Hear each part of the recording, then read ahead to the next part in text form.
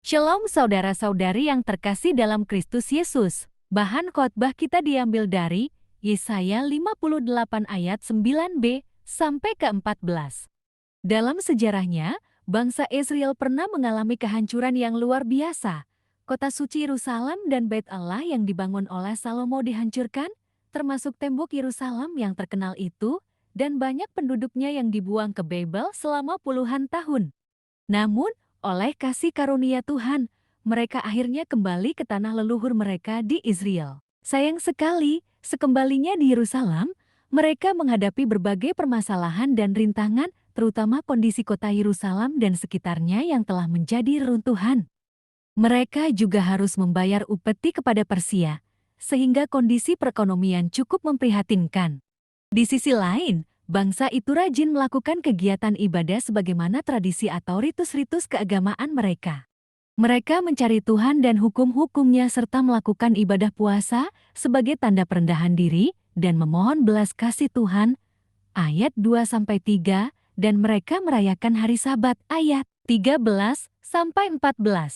Sayang sekali, meskipun mereka giat melakukan kegiatan ibadah itu, namun Tuhan tidak mengindahkan ibadah mereka tersebut. Bahkan, Tuhan pun tidak memperhatikan doa dan permohonan mereka. Mengapa? Karena orang-orang Yahudi dan para pemimpinnya yang tadinya rajin beribadah itu melakukan tindakan ketidakadilan, penindasan, dan ketidakpedulian kepada orang lain, terutama mereka yang miskin. Benar bahwa mereka menaati segala tuntutan hukum keagamaan mereka termasuk hukum Sabat, namun itu hanya formalitas dan rutinitas saja, hanya ada di bagian luarnya, sementara wujud nyata dari ibadah keagamaan itu tidak nampak dalam kehidupan mereka. Tindakan mereka terhadap orang lain, penindasan, ketidakpedulian, suka mencemooh, suka menyalahkan orang lain, dan lain-lain, justru telah menodai kehidupan keagamaan mereka, telah menjadi noda besar dalam perayaan hari Sabat mereka. Benar bahwa mereka berpuasa, menahan lapar, namun mereka tidak berbagi dan tidak peduli kepada orang-orang di sekitar mereka yang masih kelaparan, yang harus menahan lapar bukan karena puasa melainkan karena memang tidak ada makanan bagi mereka. Bagi Tuhan, ibadah yang tidak berdampak positif bagi sesama adalah ibadah yang palsu. Yesaya 58 ayat 1-5.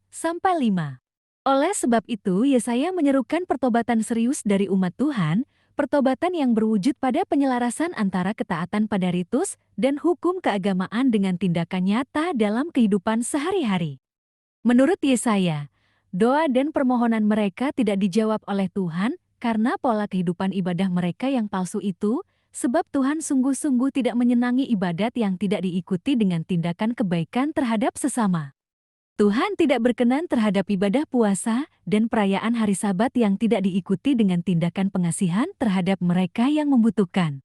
Tuhan akan menghukum orang-orang yang dari luarnya seperti memuji Tuhan, tetapi di tempat lain justru suka menindas, menekan, dan mempersulit orang lain. Ibadah yang benar adalah ibadah yang pada satu sisi menunjukkan ketaatan pada ritus dan hukum keagamaan, perayaan, puasa, Sabat, dan lain-lain, dan pada sisi lain, mewujud nyatakannya dalam kehidupan sosial dengan sesama terutama mereka yang miskin, menderita, dan tertindas. Di ayat 9-10 Yesaya menyebutkan sejumlah tindakan ibadah yang sesungguhnya. Pertama, tidak mengenakan kuk kepada sesama, artinya tidak memaksa orang lain untuk tunduk atau takluk taat kepadanya, sebaliknya membebaskan mereka ayat 9. Kedua, tidak lagi suka mencari-cari kesalahan atau kelemahan orang lain, sementara kesalahan atau kelemahan diri sendiri tidak diperhatikan, tidak lagi suka memfitnah, ayat 9.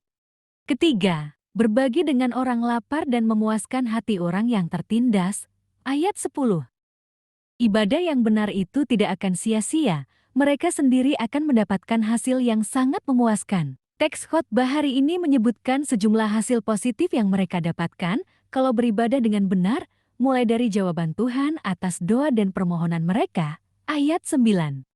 Hingga berkat Tuhan yang berkelimpahan atas mereka, bahkan dalam kegelapan sekalipun, ayat 10 dan 14. Sahabatku, apakah kita merindukan kehidupan yang lebih baik, kehidupan yang menyenangkan? Kalau ya, maka langkah pertama dan utama adalah dengan menyenangkan Tuhan sendiri.